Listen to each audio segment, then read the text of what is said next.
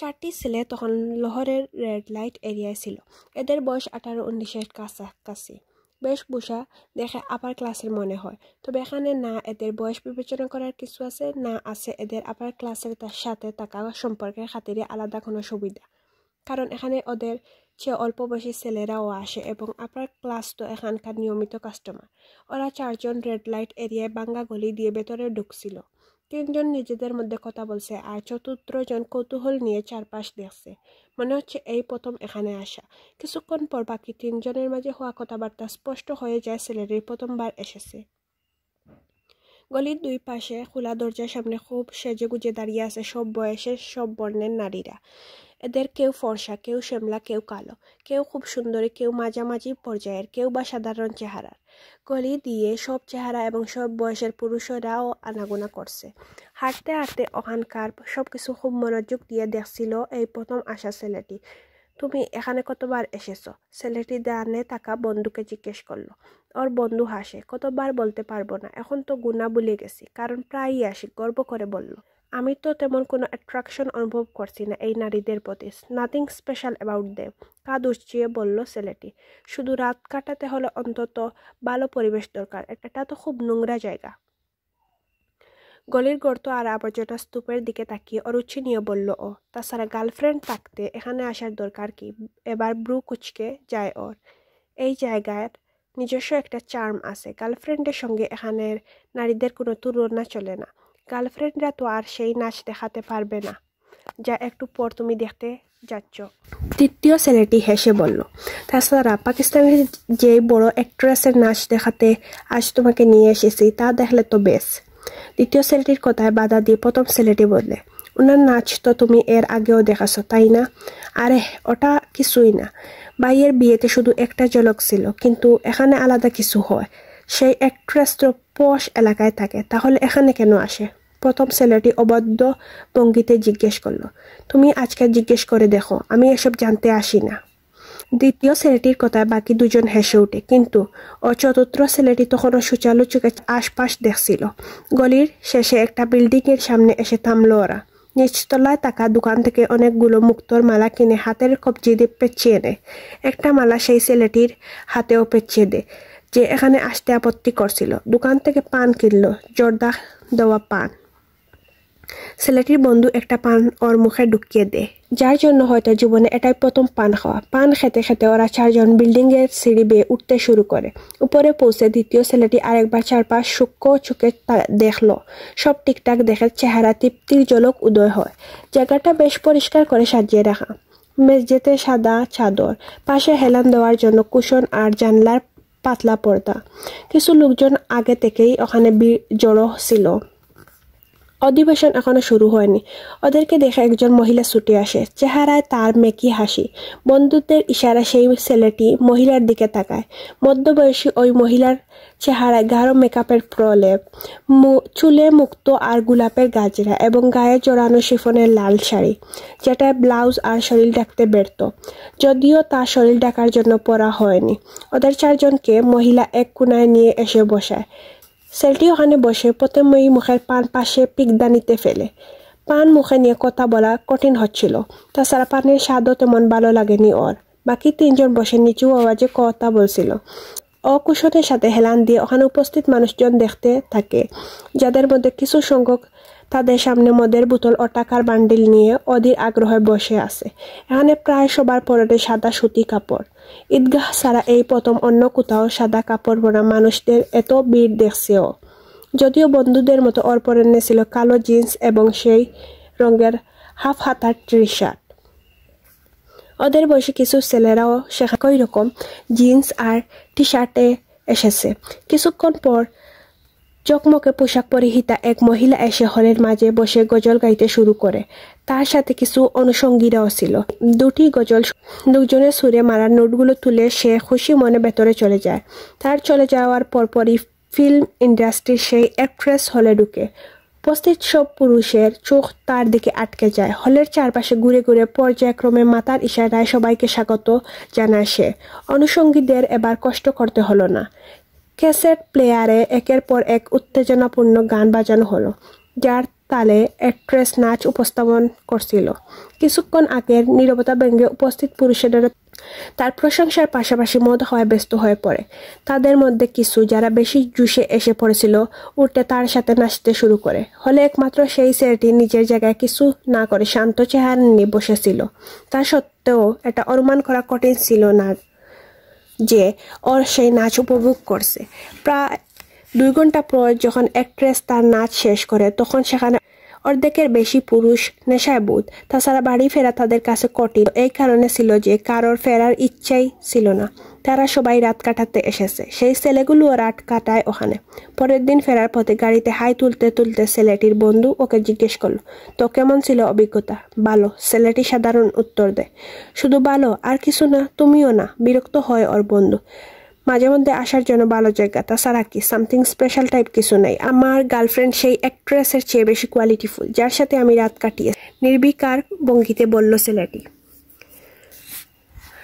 Dining table জুড়ে হাশিম মুবিনের পুরো পরিবার উপস্থিত। খাবার খেতে খেতে সবাই একে অপরের সাথে খুশ গল্পে মগ্ন। তারা আলোচনার কেন্দ্রবিন্দু তখন ইমামা, যে এই উইকেন্ডে ছুটি কাটাতে ইসলামাবাদ এসেছে। বাবা, আপনি কি খেয়াল করেছেন ইমামা দিন দিন গম্ভীর হয়ে যাচ্ছে? ওয়াসিম জানানোর উদ্দেশ্যে বোনের দিকে তাকিয়ে বলল, হ্যাঁ, আমি গত কয়েক মাস ধরে নোট করছি। ছেলের কথায় হাশিম মুবিন মেয়ের মুখের দিকে ভালোভাবে তাকালেন। ভাতের চামচ মুখে রেখে ইমামা বাইরের দিকে সুচালো দৃষ্টি নিক্ষেপ করে। কি ইমামা, কোনো সমস্যা আছে? বাবা, ওয়াসিম অনেক বাজে কথা বলে। আপনি অযথা ওর কথায় কান দিচ্ছেন। আমি পড়াশোনা নিয়ে ব্যস্ত থাকি। সবাই তো আর ওর মতো না। পাশে থাকা ভাইয়ের কাঁধে হালকা চাপড় দিয়ে বলল ইমামা। বাবা, একবার ভাবুন, মেডিকেলের প্রথম বছরই ওর এই অবস্থা হলে ডাক্তার হওয়ার পর অবস্থা কোথায় গিয়ে দাঁড়াবে? ওয়াসিম বোনের সতর্ক সংকেত উপেক্ষা করে টাট্টার সুরে বলতে থাকে। বছর লেগে যাবে মিস ইমামা হাশিমের একবার হাসতে। ডাইনিং টেবিলে সবাই মুখে হাসি ছড়িয়ে পড়ে। এদের খুনসুটি সবসময় লেগে থাকে। এমন সময় হয়তো খুব কম এসেছে যখন ওরা দুজন এক হয়েছে কিন্তু কোনো ঝগড়া হয়নি। অনবরত হওয়া এসব ঝগড়া সত্ত্বেও ইমামার সবচেয়ে ভালো সম্পর্ক ওয়াসিমের সাথেই। কারণ হয়তো ওদের পিটাপিটি জন্ম। আপনি শুধু অপেক্ষা করুন। এবার ওয়াসিমকে কথা শেষ করতে না দিয়ে ইমামা পুরো শক্তি লাগিয়ে বাইকে কাঁধে ঘুষি মারে, কিন্তু তাতে ওয়াসিমের কিছু আসে যায় বলে মনে হলো না। আমাদের বাড়িতে একজন ডাক্তারের হাতে সুস্থতার বাইরে আর কি কি হতে পারে আপনারা উদাহরণ দেখছেন। এটা থেকে আন্দাজ করা যায় আজকাল ডাক্তাররা ওয়ার্ডে থাকা রোগীদের সঙ্গে কি ধরনের আচরণ করে। দেশের মৃত্যুর হার বাড়ার অন্যতম কারণ। বাবা, ওকে মানা করুন। ইমামা হার মেনে নিয়ে বাবাকে বলল। ওয়াসিম। হাশিম মুবিন হাসি চাপিয়ে ছেলেকে ধমক দেন। ভদ্র ছেলের মতো মুখ বন্ধ করে নেয় ওয়াসিম। প্যাকেটের টাকা জিনিসটুকু ব্লেন্ডারে ঢেলে সুইচ অন করে দেয় ছেলেটি। শব্দ পেয়ে বাবুর্চি ভেতরে ঢুকে। ছোট সাহেব, তীর আমি করে দিচ্ছি। সামনে এগিয়ে এসে বাবুর্চি বলল, কিন্তু ছেলেটি হাতের ইশারায় টানতে বলে, না, আমি করে নিচ্ছি। তুমি আমাকে 1 গ্লাস দুধ এনে দাও। বাবুর্চি দুধ নিয়ে আসে। আধা গ্লাস দুধ খেয়ে বাকিটা ব্লেন্ডার জারের টাকা সবটুকু গুঁড়ো ঢেলে একটা চামচ দিয়ে ভালো করে তা নাড়তে থাকে। নাড়া শেষ হলে এক নিঃশ্বাসে গ্লাস খালি করে ফেলল। রাতের জন্য আজ কি রান্না করেছো? বাবুর্চিকে জিজ্ঞেস করে। বাবুর্চি কিছু ডিশের নাম বলে, যা শুনে ওর চেহারায় অরুচি ফুটে উঠে। আমি খাবো না, ঘুমাতে যাচ্ছি, আমাকে ডিস্টার্ব করবে না, কড়া গড়ায় বলল ও। পায়ে থাকা বাটার স্যান্ডেলগুলো মেজের উপর দিয়ে এক পোকা টেনে নিয়ে যায় ছেলেটি। মুখের দাড়ি বেড়ে গেছে, চোখগুলো লাল, শার্টের কয়েকটা বোতাম ছাড়া বাকি সবগুলোই খোলা। রুমে ঢুকে দরজা লক করে নেয়ও। রুমের কোনায় থাকা বিশাল আকারের মিউজিক সিস্টেমের কাছে গিয়ে তা অন করে বিছনায় শুয়ে পড়ে। রুমে এখন মাইকেল বুলটেনের when a man loves a women উঁচু আওয়াজে বাজতে থাকে। রিমোট ধরে রাখা বা হাত নিচে ঝুলছে ছেলেটির। পা দুটো দুলছে মিউজিকের তালে। রুমের বিছনা এবং ওর নিজের অবস্থা ছাড়া বাকি সব গুছানো। কোথাও সামান্য কিছু এলোমেলো বা বিন্দু পরিমাণ ধুলো নজরে আসছে না। মিউজিক সিস্টেমের পাশে সেলফে অডিও ভিডিও ক্যাসেটগুলো বেশ সুন্দর করে সাজিয়ে রাখা। অপর দেওয়ালের শেলফটা বইয়ে ভরা। কোনায় থাকা কম্পিউটার টেবিল দাবি করছে তাকে ব্যবহার করা মানুষটা ভীষণ অর্গানাইজড। রুমের অন্যান্য সব দেওয়ালে শোভা পাচ্ছে হলিউড অ্যাক্ট্রেসদের ছবিসহ বিভিন্ন ব্র্যান্ডের পোস্টার। বাথরুমের দরজা ও রুমের জানালার কাছে প্লেবয় ম্যাগাজিন থেকে কাটা কিছু মডেলের নগ্ন ছবি লাগানো।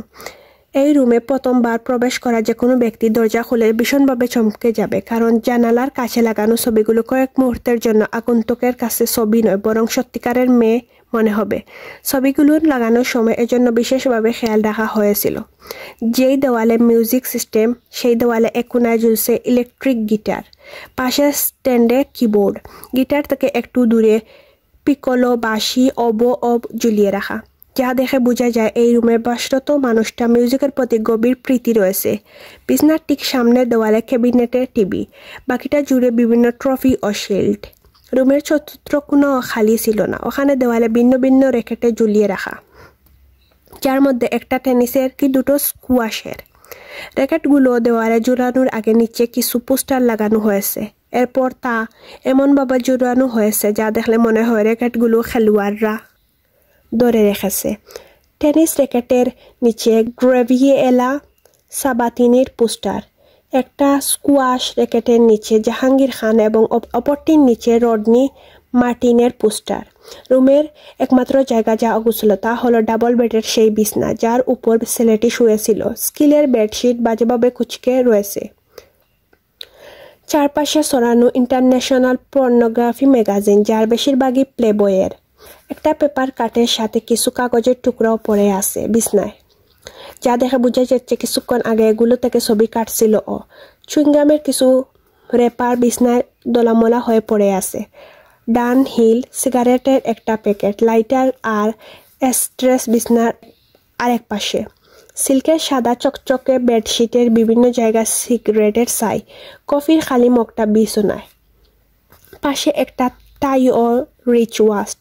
এইসব কিছু থেকে একটু দূরে একটা মোবাইল, যা হঠাৎ করে বেজে উঠল। বিছনায় উপর হয়ে শুয়ে থাকা ছেলেটি সম্ভবত এখন ঘুমের ঘুরে। রিংটনের আওয়াজে মাথা না তুলে ডান হাত দিয়ে বিছনায় এদিক সেদিক হাতড়ে মোবাইল খোঁজার চেষ্টা করলো ও, কিন্তু মোবাইল হাতের নাগালের দূরে। রিংটন বেজেই চলেছে। কিছুক্ষণ খোঁজাখুঁজির পর হাত থেমে যায়। হয়তো পুরোপুরি ঘুমিয়ে পড়েছে ছেলেটি। পা দুটো এখন আর দুলছে না। মোবাইল এখনো বাজছিল। বিছনার সাইডে ঝুলতে থাকা বা হাতের রিমোট কার্পেটে পড়ে যায়। মাইকেল বোল্টনের কণ্ঠে উইমেন মেন লাভস উইমেন গানের আওয়াজ রুম জুড়ে প্রতিধ্বনিত হচ্ছিল এখনো। হঠাৎ কেউ এসে দরজায় নক করে। সময়ের সাথে সাথে শব্দ বাড়ছিল। কল থেমে গেছে। দরজায় ক্রমশ আরো জোরে জোরে শব্দ করা হয়, কিন্তু বিছনায় উপর হয়ে অচেতন অবস্থায় পড়ে আছে ছেলেটি। ডোন্ট টেল মি ইমামা, তুমি কি সত্যি এঙ্গেজড জাভেরিয়া? ব্যাপারটা প্রকাশ্যে আনতে জয়নব ধাক্কা খেল। ইমামা অভিযুক্তের নজরে বান্ধবীর দিকে তাকায়, যে আগে থেকেই ক্রমাপ্রার্থী হয়ে ওর দিকে তাকিয়েছিল। ওর দিকে না, আমার দিকে তাকিয়ে বলো, তুমি সত্যি এঙ্গেজড? জয়নব বেকুল হয়ে জিজ্ঞেস করে, হ্যাঁ, কিন্তু এটা অস্বাভাবিক বা আশ্চর্যের কিছু না। তুমি যেভাবে রিয়েক্ট করছো, ইমামা শান্ত স্বরে বলে। ওরা সবাই লাইব্রেরিতে ছিল। সেখানে বসে যে যার মতো একে অপরের সাথে ফিসফিসিয়ে কথা বলছে। তবু আমাদের বলা উচিত ছিল তোমার। গোপন করার কি দরকার ছিল? এবার রাবিয়া বলে উঠে, গোপন করে নে, এটা তোমাদের জানানোর মতো তেমন গুরুত্বপূর্ণ কিছু না। তাছাড়া আমাদের বন্ধুত্ব নতুন, কিন্তু এই এঙ্গেজমেন্টের অনেক বছর হয়ে গেছে। ইমামা কারণ দেখায়। অনেক বছর মানে কি বোঝাতে চাইছো? মানে 2-3 বছর হয়ে গেছে। তারপরও ইমামা, বলা উচিত ছিল তোমার। জয়নব অভিযোগ এখনো নিজের জায়গায়। ইমামা জয়নবের দিকে তাকিয়ে হাসে। আচ্ছা, আবার করলে অন্য কাউকে না বললে তোমাকে বলবো। Very funny. জয়নব চোখ রাঙায়। আর কিছু না হোক, অন্তত তার ছবি এনে দেখাও আমাদের। কে সে? নাম কি? কি করে? রাবেয়া সব সময়ের মতো এক শ্বাসে প্রশ্নের উপর প্রশ্ন করে। ফার্স্ট কাজিন আসজাদ নাম। ইমামা থেমে থেমে বলে, MBA শেষ করে বিজনেস করছে এখন। দেখতে কেমন? এবার জয়নব জিজ্ঞেস করে। জয়নবের দিকে তাকায় ইমাম। ঠিকঠাক। আরে আমি জিজ্ঞেস করছি লম্বা নাকি সুদর্শন, কতটা? ইমামা কিছু না বলে হাসে। নিজের পছন্দে এই আংটি বদল হয়েছে ওর। দেখতে বেশ গুড লুকিং। জাভেরিয়া এবার ইমামার হয়ে উত্তর দেয়। এটা তো আমাদের অনুমান করা উচিত ছিল, কারণ ইমামা ফার্স্ট কাজিন বলে কথা। ইমামা, এখন তোমার পরবর্তী কাজ হলো তার কোনো ছবি এনে আমাদের দেখানো। জয়নব বলল, না, এর আগে গুরুত্বপূর্ণ কাজ হলো আমাদেরকে ট্রিট দেওয়া। রাবেয়া কথার মাঝে বলল, আপাতত এখান থেকে চলো, হোস্টেলে যেতে হবে। ইমামা উঠে দাঁড়ালো, বাকিরা উঠে পড়ে। কিন্তু জাবেরিয়া, এই কথা তুমি আগে কেন বলনি? একসাথে হাঁটার সময় জয়নব জিজ্ঞেস করে। ইমামা চাইতো না, তাই আমিও কখনো এই ব্যাপারে মুখ খুলিনি। জাবেরিয়া সাফাই দে। ইমামা ঘুরে আবার জাবেরিয়ার দিকে তাকায়, চোখের তীক্ষ্ণতা। কেন চায়নি? আমার এঙ্গেজমেন্ট হলে আমি তো চিৎকার করে সবাইকে বলতাম। সেটা যদি আবার নিজের পছন্দের হতো। উফ, জয়নব জুড়ে জুড়ে বলে। ইমামা এবার কোনো প্রতিক্রিয়া দেখায় না। আপনাদের ছেলে বিশ্বের জনসংখ্যার সেই 2.5% অন্তর্ভুক্ত, যাদের 150 এর চেয়ে বেশি আইকিউ আছে। এই স্তরের আইকিউ নিয়ে ও যা করেছে তা অসাধারণ, কিন্তু অপ্রত্যাশিত না। ইন্টারন্যাশনাল এই স্কুলে সালারকে ভর্তি করানোর মাত্র 1 সপ্তাহ হয়েছে। এর মধ্যে সিকান্দার উসমান এবং তার স্ত্রীকে ডাকানো হয়। স্কুলের সাইকোলজিস্ট বিভিন্ন আইকিউ টেস্টে সালারের পারফরমেন্সের কথা জানায় তাদের, যে স্কুল টিচার সহ সাইকোলজিস্টকে অবাক করে দিয়েছে। সালার এই স্কুলে প্রথম ও একমাত্র বাচ্চা যার আইকিউ লেভেল 150+। এর কারণে কিছুদিনের মধ্যে সবার মনোযোগের কেন্দ্রবিন্দুতে পরিণত হয়। সিকান্দার উসমান এবং তার স্ত্রীর সাথে দেখা করে সাইকোলজিস্ট ও শৈশবের ব্যাপারে আরও কিছু জানার সুযোগ খুঁজে। তিনি খুব আগ্রহের সাথে সালারের কেস স্টাডি করছিলেন। তার এই আগ্রহ পেশাগত কারণে নয়, ব্যক্তিগত কারণে। ক্যারিয়ারে প্রথমবারের মতো এই লেভেলের আইকিউ সম্পন্ন কোনো বাচ্চার মুখোমুখি হচ্ছিলেন। সিকান্দার উসমানও আজ সেই দিনের কথা স্পষ্ট মনে আছে। সালার তখন মাত্র 2 বছরের, কিন্তু আশ্চর্যের বিষয় ছিল সেই বয়সে ওর বয়সী অন্য সব বাচ্চাদের তুলনায় ও বেশ স্পষ্ট কথা বলতো। ওর কথার ধরনও এমন হতো যা তাকে এবং তার স্ত্রীকে প্রায় অবাক করে দিত। একদিন যখন তিনি কথা বলার জন্য তার বাইকে কল করছিলেন, তখন সালার পাশে ছিল। লাউঞ্জের টিভির সামনে বসে কিছুক্ষণ কথা বলে ফোন রেখে দেন। তিনি হাত থেকে রিসিভার রাখতেই সালার তা তুলে নেয়। হ্যালো আঙ্কেল, আমি সালার, ও বলছিল। তিনি অবাক হয়ে তাকান। ছেলে তার নিশ্চিত ভঙ্গিতে রিসিভার কানে লাগিয়ে কারোর সাথে কথা বলছে। আমি ভালো আছি, আপনি কেমন আছেন? সিকান্দার উসমান অবিশ্বাস ভঙ্গিতে ছেলেকে দেখলেন। তার মনে হলো খেলার চলে মিথ্যে মিথ্যে ফোনে কথা বলছে। পাপা আমার পাশে টিভি দেখছেন। না, তিনি করেননি, আমি নিজেই করেছি। ছেলের পরের বাক্য সিকান্দার উসমান যেন আকাশ থেকে পড়লেন। সালার কার সঙ্গে কথা বলছে জিজ্ঞেস করলেন। শাহনওয়াজ আঙ্কেলের সাথে, সালার উত্তর দেয়। হাত বাড়িয়ে তিনি ফোনের রিসিভার নিলেন। ভেবেছিলেন হয়তো ভুল নাম্বারে ডায়াল করেছে, নয়তো লাস্ট নাম্বার রিডায়াল করে ফেলেছে। রিসিভার কানে ধরেন। অপর পাশে তার ভাই ছিল। সালার নাম্বার ডায়াল করে ফেলেছে। ভাইয়ের কাছে ক্ষমাপ্রার্থী সুরে বলেন সিকান্দার উসমান। সালার কিভাবে ডায়াল করবে? ও তো খুব ছোট।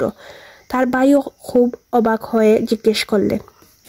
মনে হয় নাম্বার রিডায়াল করে ফেলে, নয়তো বলে হাত লেগেছে, ফোন নিয়ে খেলছিল। সিকান্দার উসমান কল কেটে রিসিভার নামিয়ে রাখে। সালার এতক্ষণ নীরবে তাদের কথা শুনছিল। তিনি রিসিভার রাখতেই আবার তা উঠিয়ে নেয়। এবার ভালোভাবে ছেলেকে লক্ষ্য করলেন তিনি। ও একজন ম্যাচিউর মানুষের মতো আবার চাচা শাহনওয়াজের নাম্বারে ডায়াল করে, তাও খুব দ্রুততার সাথে। কয়েক সেকেন্ডের জন্য বিষময় স্তব্ধ হয়ে রইলেন। 2 বছরের বয়সী বাচ্চার কাছ থেকে আর যাই হোক এমন কিছু আশা করা যায় না। হাত বাড়িয়ে তিনি কল কেটে দেন। সালার, তুমি শাহনওয়াজ আঙ্কেলের নাম্বারে জানো? বিষময় ধাক্কা সামলে জিজ্ঞেস করেন। হ্যাঁ, খুব শান্ত ভঙ্গিতে উত্তর দেয় ও। বলো তো নাম্বার। সালার নাম্বার বলে। তিনি ছেলের মুখের দিকে হাঁ হয়ে তাকিয়ে থাকেন। খোঁজার চেষ্টা করেন কিভাবে সংখ্যার সাথে পরিচিত হয়েছে। আর এই নাম্বার? তোমাকে এই নাম্বার কে শিখিয়েছে? আমি নিজেই শিখেছি। কিভাবে? একটু আগে আপনি ডায়াল করেছেন। তুমি গুনতে পারো? হ্যাঁ। কত দূর? 100 পর্যন্ত। ও যন্ত্রের মতো শুরু হয়ে যায়। এক শ্বাসে 1 থেকে 100 পর্যন্ত বলে শুনে সিকান্দার উসমান পেটে গিট পড়তে শুরু করে।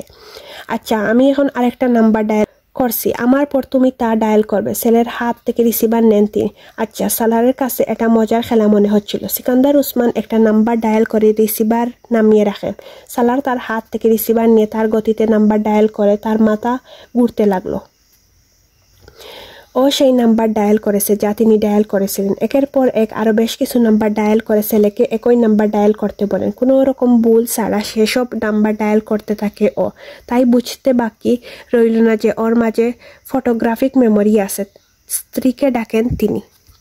আমি ওকে গুনতে শেখাইনি। কয়েকদিন আগে কিছু বই এনে দিয়েছিলাম শুধু। আর একবার হয়তো এমনিতে ওর সামনে 100 পর্যন্ত বলেছি।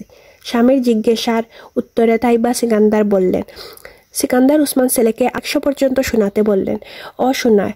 ওর মাথায় বাও অবাক হয়ে ছেলের দিকে তাকিয়ে থাকেন। স্বামী স্ত্রী দুজনে বুঝেন মেধার দিক থেকে তাদের এই ছেলে অসাধারণ সক্ষমতা নিয়ে জন্মেছে, এজন্য নিজেদের বাকি সন্তানদের তুলনায় ওকে তাড়াতাড়ি স্কুলে ভর্তি করিয়ে দেন।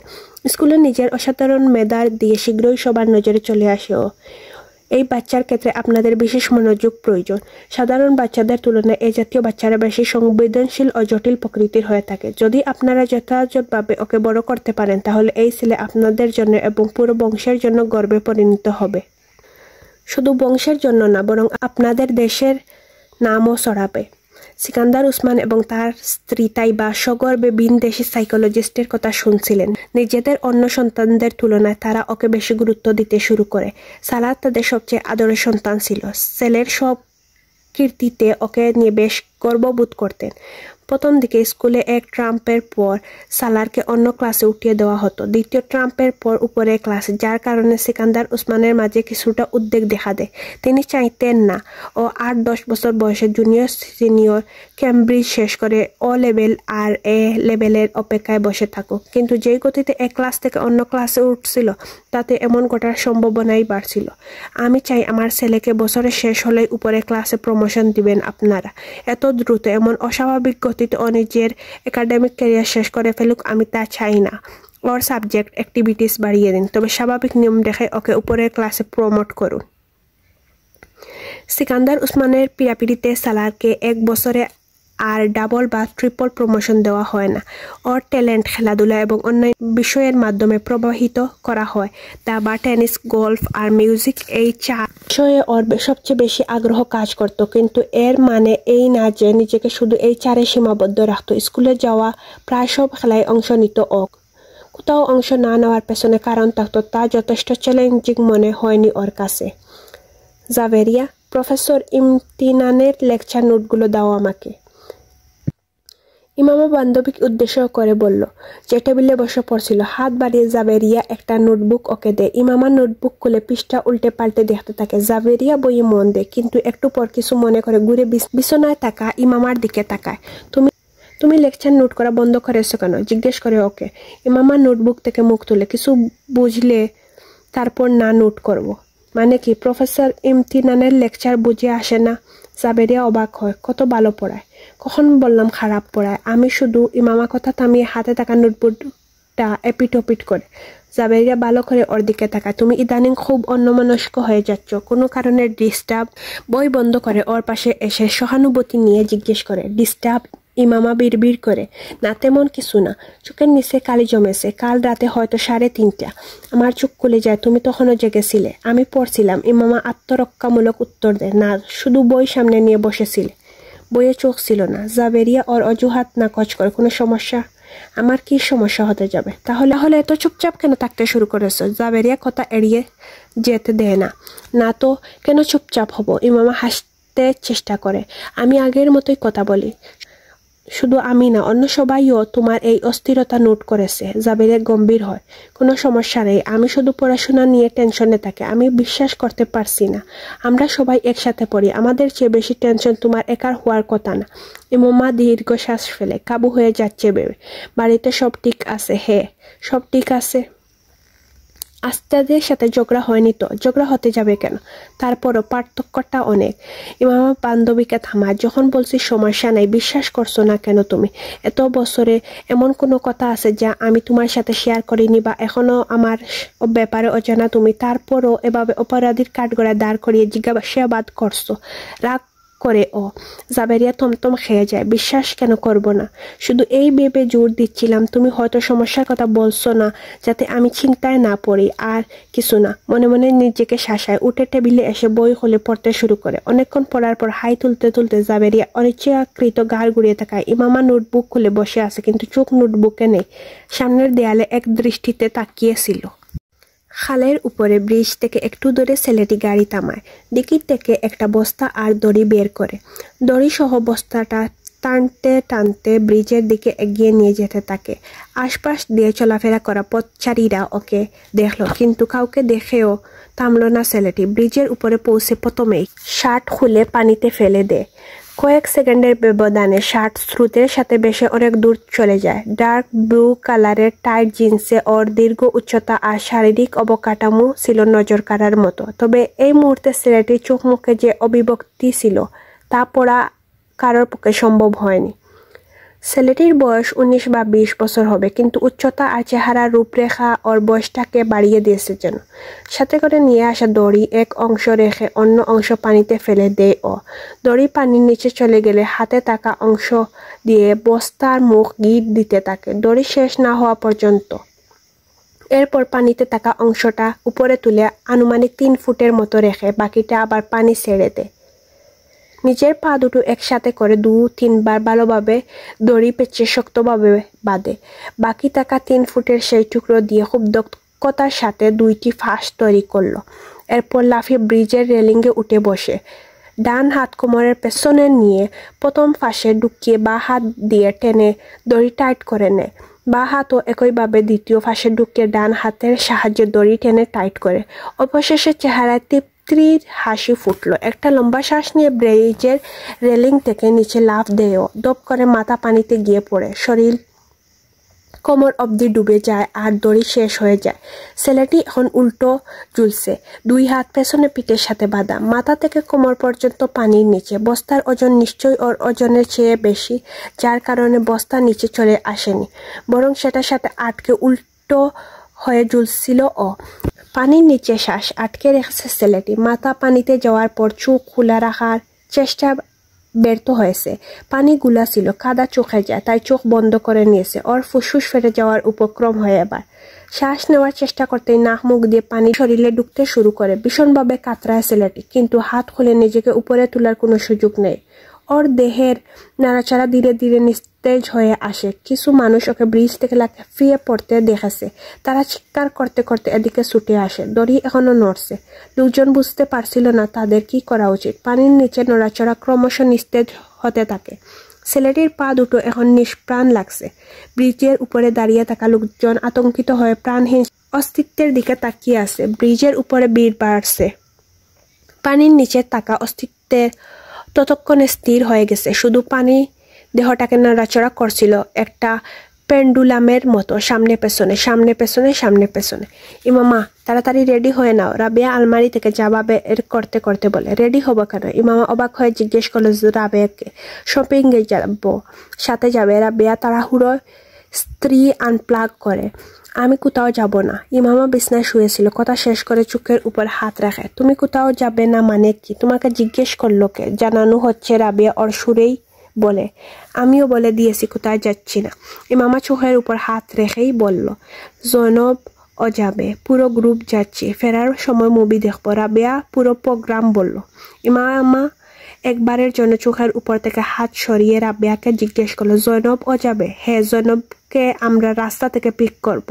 ইমামা কিছু ভাবলো। তুমি বড্ড ডাল হয়ে যাচ্ছ ইমামা। রাবেয়া বিরক্তি প্রকাশ করে। আমাদের সাথে কোথাও আসা যাওয়াই বন্ধ করে দিয়েছো। কি হয়েছে? কিছু হয়নি, আমি আজ একটু ক্লান্ত, তাই ঘুমাতে চাইছি। রাবেয়ার দিকে তাকিয়ে বলল ইমামা। কিছুক্ষণ পর জাভেরিয়া ও রুমে আসে। ওকে সঙ্গে নেওয়ার জন্য জোরাজুরি শুরু করে, কিন্তু নিজের কথায় অনড় ও। না, আমি ঘুমাবো, অনেক ক্লান্ত। বাধ্য হয়ে বিড়বিড় করতে করতে ওরা দুজনই বেরিয়ে যায়। রাস্তায় জৈনবকে বাসা থেকে পিক করার সময় জাভেরিয়া খেয়াল করে ব্যাগে ওর ওয়ালেট নেই। হোস্টেলে বলে রেখে গেছে। একটু হোস্টেলে চলো, ওয়ালেট নিয়ে তারপর মার্কেটে যাই। ওর অনুরোধে সবাই হোস্টেলে ফিরে আসে, কিন্তু এসে বিষময় মুখ পড়তে হয়, কারণ রুমের দরজায় তালা ঝুলছে। ইমামা কোথায়? রাবেয়া অবাক হয়ে জিজ্ঞেস করে। জানি না, এভাবে রুম লক করে কই যাবে? বলল ঘুমাবে। জাবেরিয়া বলে, হোস্টেলে কারের রুমে যায়নি তো। রাবেয়া নিজের অনুমান প্রকাশ করে। পরের কয়েক মিনিটে ওরা সেই সব মেয়ের রুমে যায় যাদের সঙ্গে তাদের হাই হ্যালো ছিল, কিন্তু কারোর কাছে ইমামা কোনো খোঁজ পায় না। হোস্টেলের বাইরে যায়নি তো। রাবেয়া হঠাৎ মনে হলো, চলো ওয়ার্ডেনকে জিজ্ঞেস করে। জাবেরিয়া সাড়া দেয়। ওরা ওয়ার্ডেনের কাছে এসে জিজ্ঞেস করে, হ্যাঁ, ইমামা কিছুক্ষণ আগে বাইরে গেছে। ওদের নিশ্চিত করে ওয়ার্ডেন। জাবেরিয়া আর রাবেয়া একজন অন্যজনের মুখ দেখতে থাকে। বলে গেছে সন্ধ্যায় ফিরবে। ওয়ার্ডেন আরো পরিষ্কার করে। ওরা ওয়ার্ডেনের রুম থেকে বেরিয়ে আসে। ইমামা যাবে কোথায়? আমাদের সাথে যাওয়ার সময় বেঁকে বসলো। ঘুম দরকার, ক্লান্ত, আর এখন গায়েব। রাবেয়ার খটকা লাগে। রাতে ওরা দেরি করে ফিরল। যখন ওরা ফেরে ইমামা তখন রুমে হাসি মুখে স্বাগত জানায় ওদের। মনে হচ্ছে আজ ভালো কোনো কেনাকাটা হয়েছে। ওদের হাতে টাকা শপিং ব্যাগের দিকে তাকিয়ে বলে। ওরা কিছু বলল না, ব্যাগগুলো এক পাশে রেখে ইমামার দিকে তাকালো। তুমি কইছিলে? জাবেরিয়া জিজ্ঞেস করে। ইমামার ভেতরে ধাক্কা অনুভব হয়। ওয়ালেট নিতে এসে দেখি তুমি নেই, রুম লক। জাবেরিয়া খড়খড় গলায় বলে, আমি তোমাদের পেছন পেছন গেছি। মানে কি? জাবেরিয়া অবাধ্য ভঙ্গিতে জিজ্ঞেস করে। তোমরা চলে যাওয়ার পর আমার ইচ্ছে বদলে যায়। আমি এখান থেকে জৈনবের বাসায় গেছি, কারণ তোমাদের ওকে পিক করার কথা, কিন্তু দারোয়ান বলে সবাই চলে গেছে, তাই ওখান থেকে ফিরে আসি। ফেরার পথে কিছু বই কিনে নিয়ে এসেছি। বেশ, দেখলে আমি আগেই বলছি আমাদের সাথে চলো, কিন্তু তখন না বললে পরে বুকার মতো পিছু নিয়েছ। আমার তো সন্দেহ হয়েছিল তোমাকে নিয়ে। রাবেয়া নিশ্চিত হয়ে শপিং ব্যাগ খুলতে খুলতে বলে। ইমামা উত্তর দেয় না, মুচকি হেসে ওদের দিকে তাকিয়ে থাকে। রাবেয়া আর জাবেরিয়া শপিং ব্যাগ খুলে এক এক করে কেনাকাটা করা জিনিসপত্র দেখাচ্ছিল। নাম কি তোমার? জানি না। বাবা মা কি রেহাছেন? বাবা মাকে জিজ্ঞেস করুন। নীরবতা। মানুষ কি নামে ডাকে তোমাকে? ছেলেরা নাকি মেয়েরা? ছেলেরা অনেক নামে ডাকে। বেশি কোন নামে ডাকে? Daredevil. আবার নীরবতা। আর মেয়েরা? ওরা অনেক নামে ডাকে। অধিকাংশ সময় কোন নামে ডাকে এটা বলা যাবে না, ইটস টু পার্সোনাল। লম্বা নীরবতা, গভীর নিঃশ্বাস আর নীরবতা। আপনাকে একটা পরামর্শ দেই। কি? আপনি আমার ব্যাপারে এমন কিছু জানার চেষ্টা করুন যা আপনি বা আমি আগে থেকে জানি না। আপনার ডান দিকে তাকা। টেবিলের উপর একটা সাদা ফাইল দেখা। ওটার মধ্যে আমার পার্টিকুলার। অযথা এসব জিজ্ঞেস করে সময় নষ্ট করবেন না। সাইকোনালিস্ট টেবিলের ল্যাম্পের আলোয় সামনে কাউচে শুয়ে থাকা যুবকটিকে লক্ষ্য করলেন, যে ক্রমাগত পা নাড়াচ্ছে, যার চেহারা এক গভীর তৃপ্তিভাব, এবং মনে হচ্ছে তার সাথে হওয়া এসব কথাবার্তাকে অহেতুক মনে করছে। রুমের শীতলতা, নীরবতা এবং মৃদু অন্ধকার যার স্নায়ুর উপর বিন্দু পরিমাণও প্রভাব বিস্তার করছে বলে মনে হয় না। কথার ফাঁকে ফাঁকে চোখ ঘুরিয়ে রুমের চারপাশ দেখছেও। তার সামনে শুয়ে থাকা এই যুবক এক অদ্ভুত কেস, যে ফটোগ্রাফিক মেমোরির মালিক এবং যার আইকিউ লেভেল 150 রেঞ্জের। রয়েছে থ্রু আউটস্ট্যান্ডিং একাডেমিক রেকর্ড এবং গল্ফে 3 বার রাষ্ট্রপতি স্বর্ণপদক বিজয়ের সুনাম। অথচ এত কিছুর পরও এই নিয়ে দ্বিতীয়বারের মতো আত্মহত্যার ব্যর্থ চেষ্টা করে তার দায় প্রান্তে হাজির। ওর বাবা মা নিয়ে এসেছে, যারা ছেলেকে নিয়ে প্রচণ্ড দুশ্চিন্তায় ভুগছেন। সালার সিকান্দার নামক এই যুবক দেশের অন্যতম মর্যাদাপূর্ণ ও ধনী এক পরিবারের অংশ। 5 ভাই বোনের মধ্যে চতুর্থ।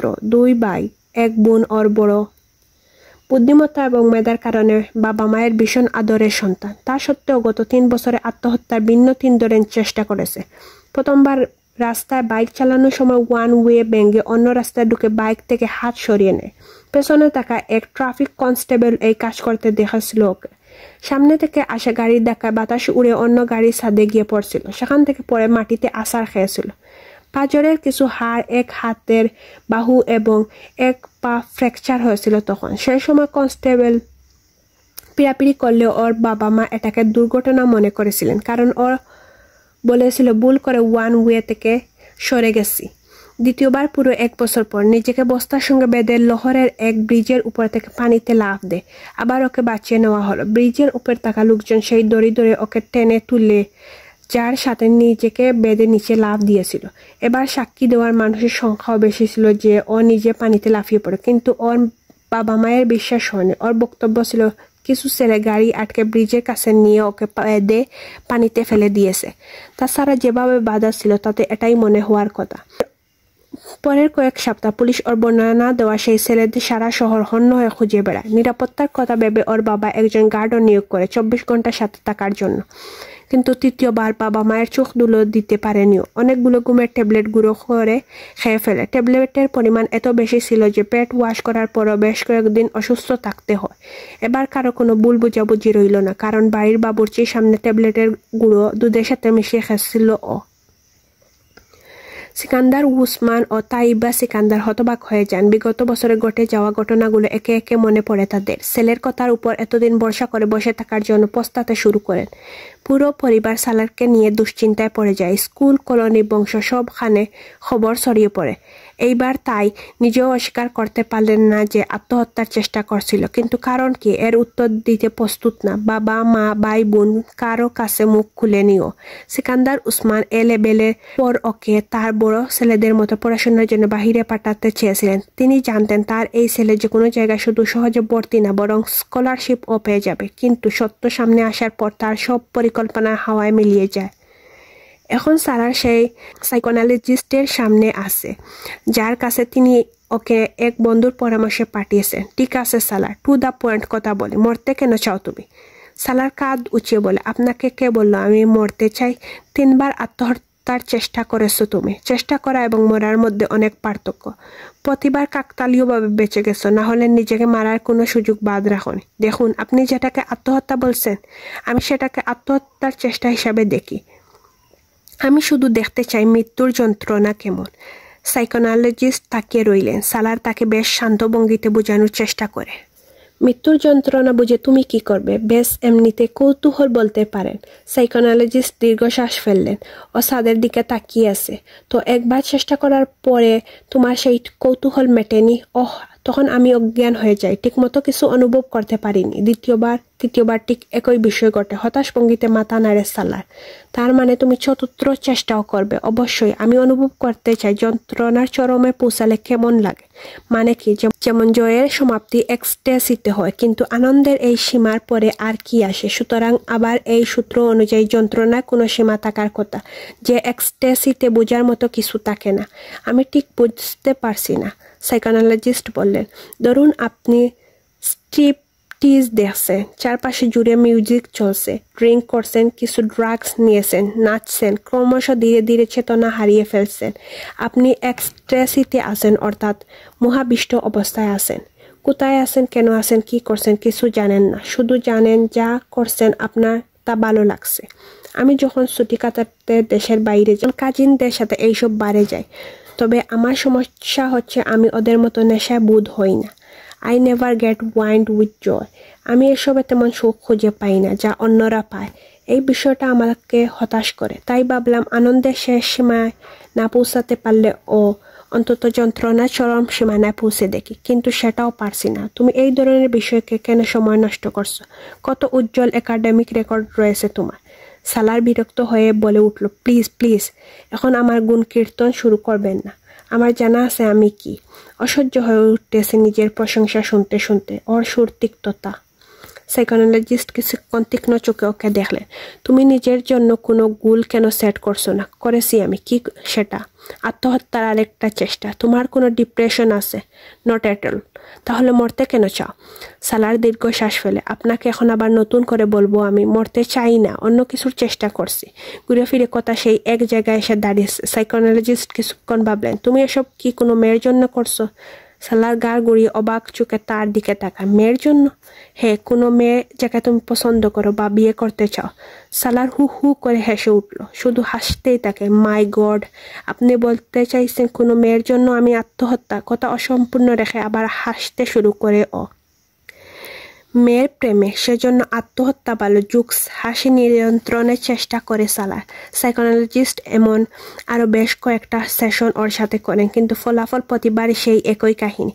আপনারা ওকে পড়াশোনার জন্য বাহিরে পাঠানোর পরিবর্তে আপাতত এখানেই রাখুন। সেই সাথে আরও মনোযোগ দিন। হতে পারে মনোযোগ পাওয়ার জন্যই এসব করছে।